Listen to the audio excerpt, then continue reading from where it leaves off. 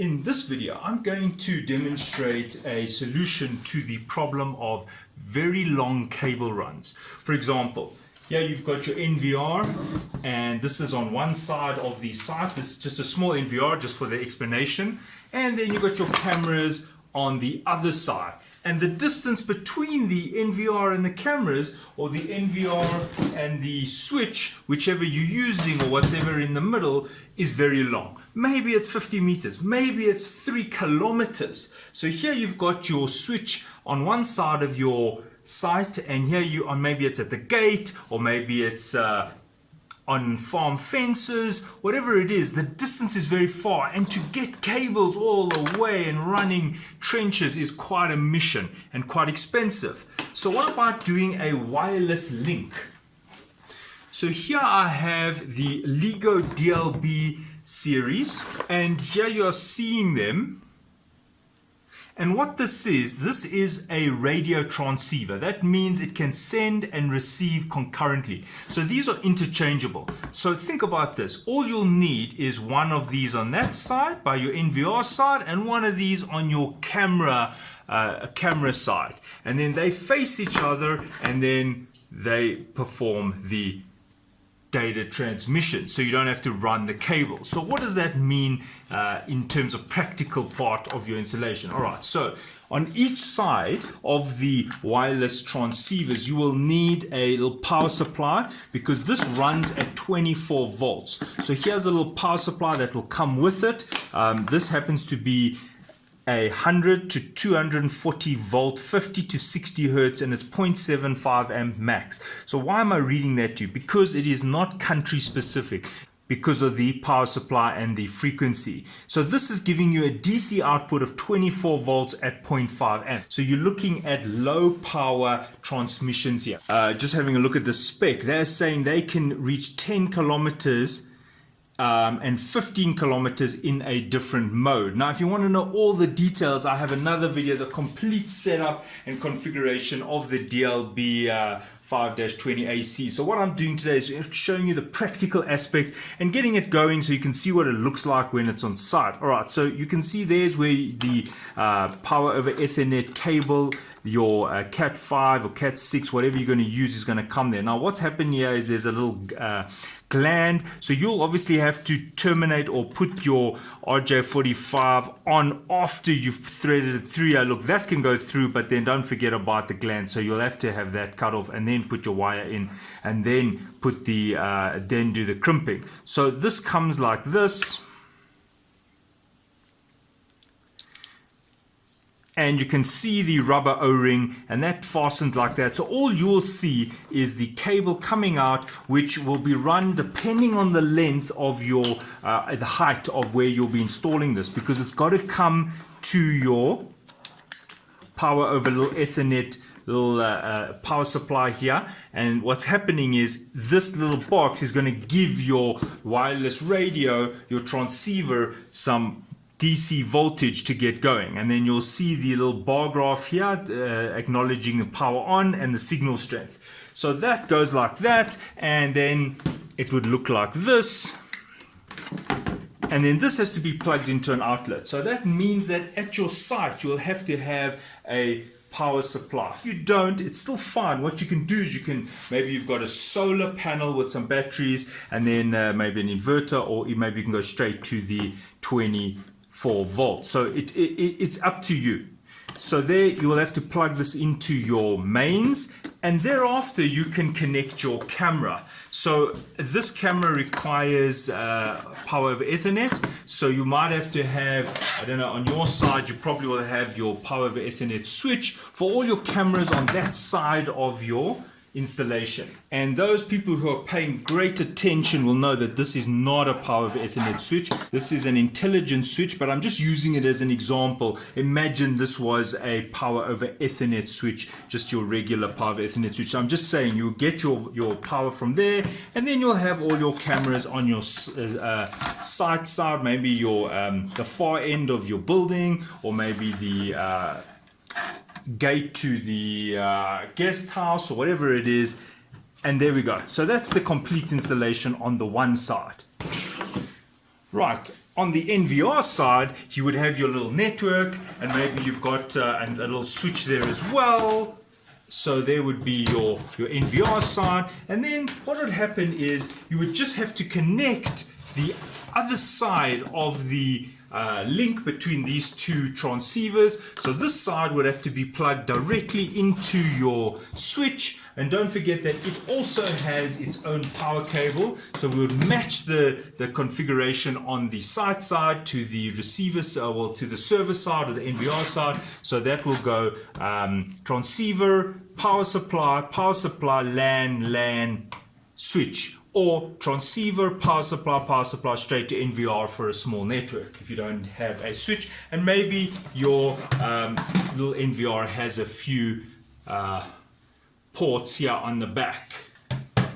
Okay, so in the remainder of this video, my job is going to be to get this working and show you a camera transmitting wirelessly. I already know it can do it, but I'm just going to show you. And in terms of the practical aspects, mine's not going to be the most beautiful installation because it's really just a demonstration rather than an installation. Because obviously, you know, if you're going to do it properly, here come the fastening clips, and then you can put it on a pole, and maybe you've got, you can erect a steel pole. You can put this quite high if you want to get that full 10 kilometers, and if there's trees in the way, you've got to think about that. So these two guys need to be facing each other, and that is why if you look here, you can see there's inclination. This thing can shift, so it's very important that when you do set this up, they have to be let's call it calibrated, and you can set them up and check the signal strength. And you can also do it when you from your laptop when you are logged into both of these. So that means that each one of these become network devices, and if it's a network device, it needs its own IP address. So that means that you've now introduced two new IP addresses to your network.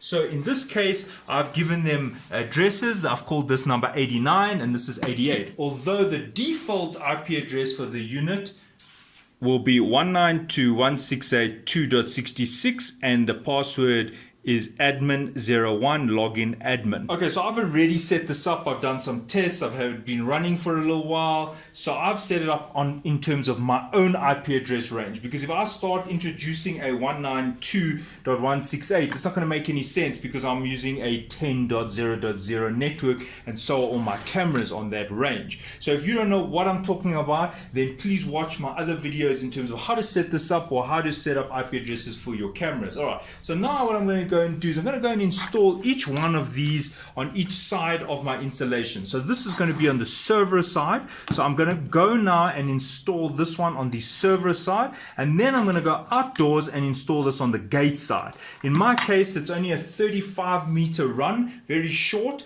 but you could do this, as I said, the specification line of sight without trees and buildings in the way is 10 kilometers in the one mode and 15 kilometers in the other mode. So if you degrade that by say 30%, you should be getting at least 7 kilometers. Now you might be wondering, which one do you install where? Which one must go to the server and which one must go to the camera side? It really doesn't matter. Remember that these are transceivers. Either one can be the transmitter and the other can be the receiver. And in a moment later, one can be the receiver and one might be the transmitter. And actually at the same time. And we call that full duplex, which means transmitting and receiving at the same time to reduce any of the storing of information. And that's a switching methodology. And if the stuff that I'm saying in terms of networking doesn't make sense, please watch my networking videos. Okay, so here you see the unit. I'm mounting it on the inside of the wall, which is wrong. This should be mounted outside. The whole point is that it's line of sight. So I'm just putting it inside because I don't feel like drilling through a hole through the wall, and also the distance is very short, so it's not really a problem. Now there you can see the power light has come on, and then it hasn't got network, and you can see there's no signal strength at the moment. So how did I connect it up? You see this goes directly to the power supply. Can you see it says there power over Ethernet? Power over Ethernet goes to the DLB unit. And then on the other side of the power supply, you'll see it says LAN. So the LAN must go to your network. And there you can see at the bottom, I've connected it to my switch. This happens to be the network switch where all the networking devices are plugged into. It doesn't have to be a power over Ethernet switch, as long as the NVR that you want to connect the camera to eventually is connected to that switch. I could have connected it to any port on this little network switch. The point is that my camera and NVR, here's one and here's one, must both be connected to that switch because it needs to be able to locate that. Alright, now you can see the network light has come on there in the bottom right. You can see there it is. It's got a network, but there's no signal strength. But once I connect the other side of the DLB, then we will see the signal strength will come on. Now I'm doing this test in a kind of a rugged manner. So you can see there's a 4G router transmitting. So I want to see if there's interference at the same time and is it consistent? Because if I leave this on overnight, is it going to record without any problems?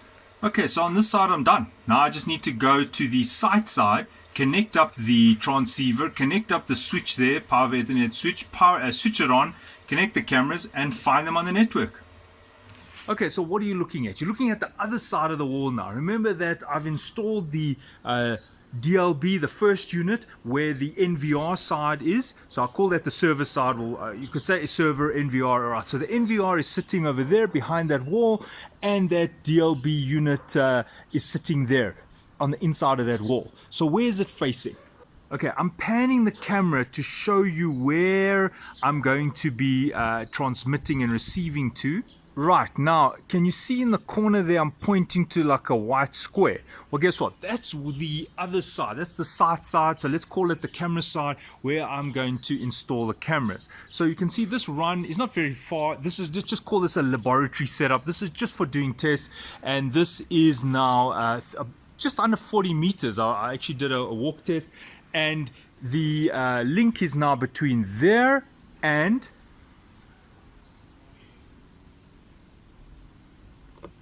here. But keep in mind, when I say link, it's via the air. This is a wireless link. There's no digging up pavements and no digging trenches. Okay, so I'm going to go to the Wendy House side and I'm going to show you what I did there and how I set it up. Let's go for it. Here is the DLB unit. Remember, you need two of them. One is sitting at the site side where you're going to have your cameras, and then the other one is right over there. Remember, we were there shortly, and that was where the NVR is. So this is the wireless link. Now what you'll want to do is you want to position this, and it does come with this strap, this steel strap, and then you can adjust the height, and I did show you that in the video.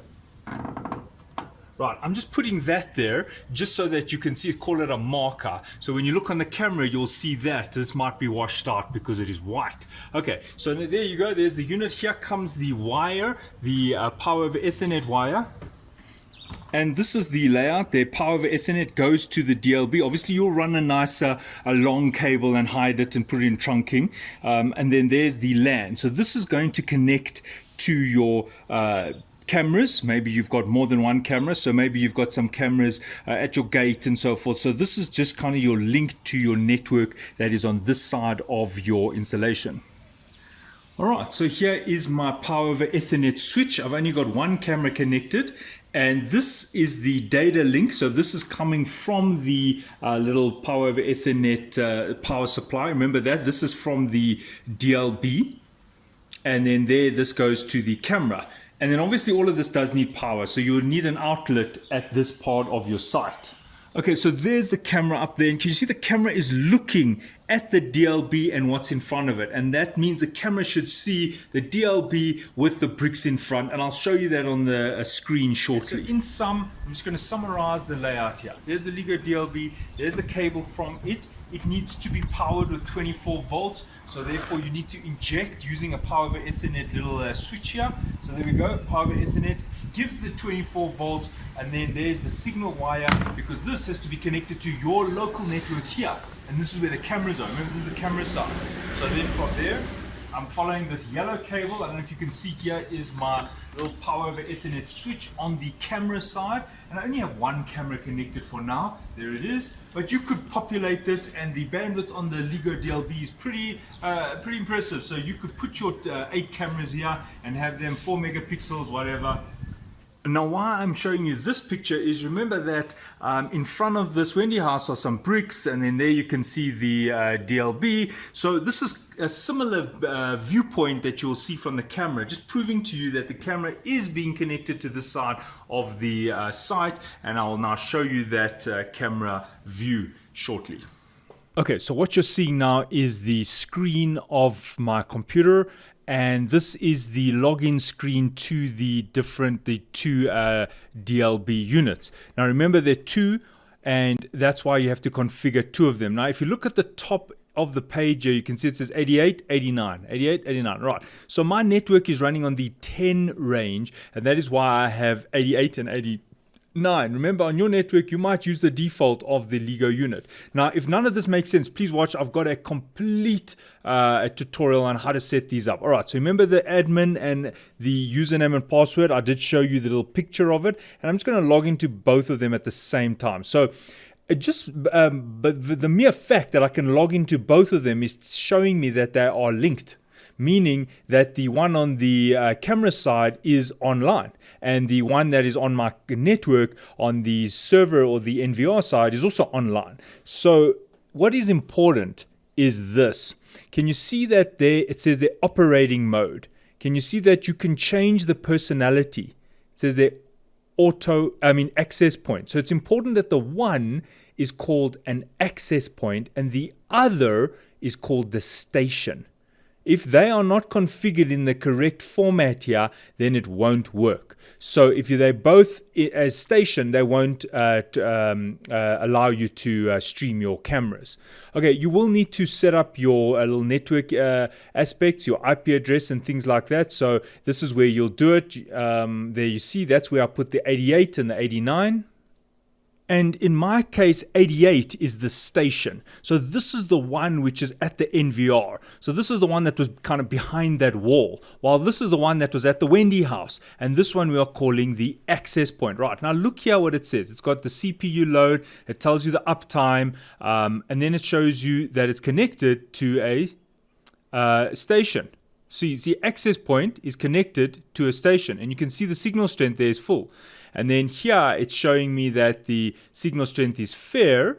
And then this is the station side. Now you might be wondering, like, what about the signal strength? What about going through a wall? Okay, obviously it's not the way you're supposed to do it. You're supposed to put it on the outside of the wall, but here you can adjust the power. This is the transmit power, and obviously 30 dBm is pretty high. So you should be fine with your installations by adjusting the transmit power, but most important is to align them in the line of sight, and don't have trees and stuff in the way, because obviously trees shift, and then when they get wet, it changes the characteristics. All right, so let's move on. Now, there are the two units. They are communicating to each other. There's no problem here. So what about the camera?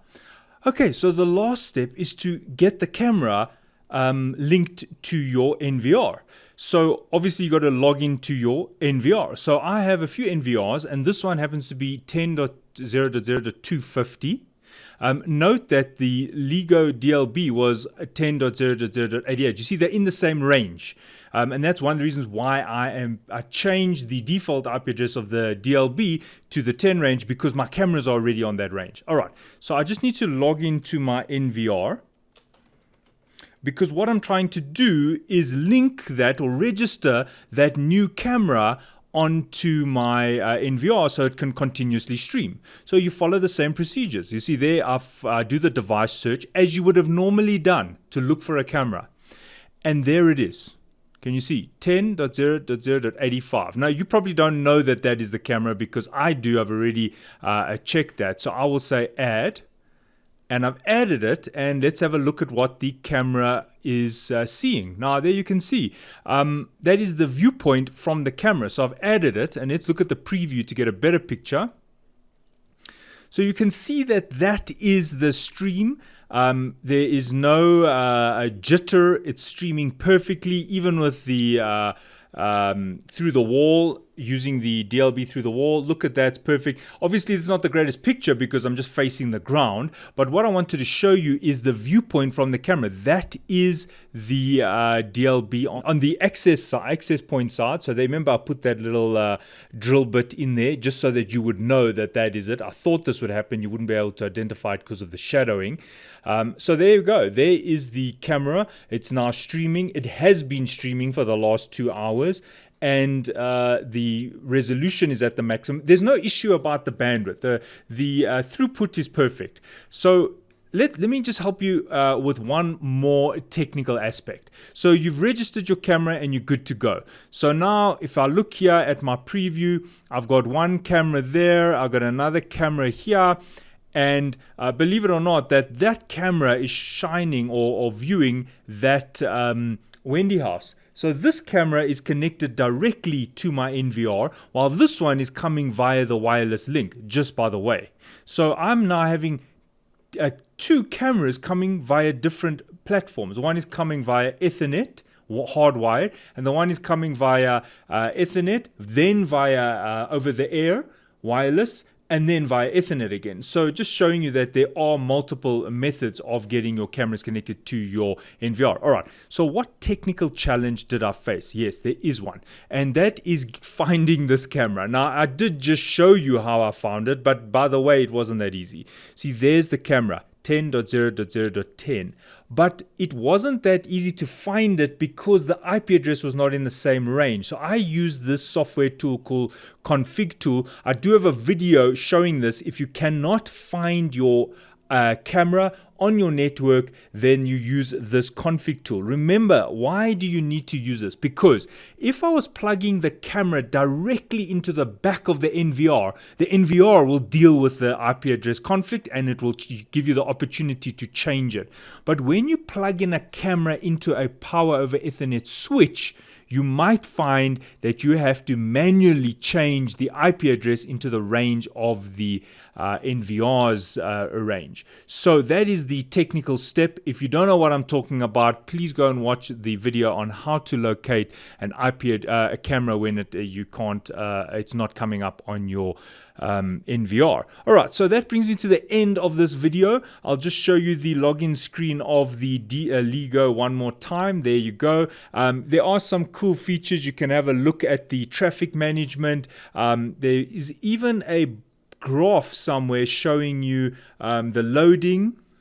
Okay, so under the tools section, it's got some cool features. Here you can do your antenna alignment. You can do a link test. You can look at the analysis of the signals, and then you can also look at the signal strength. So I'm not going to go into all of that, but now you can see that you are totally linked. And thanks for watching, and I hope this was really helpful. Cheers.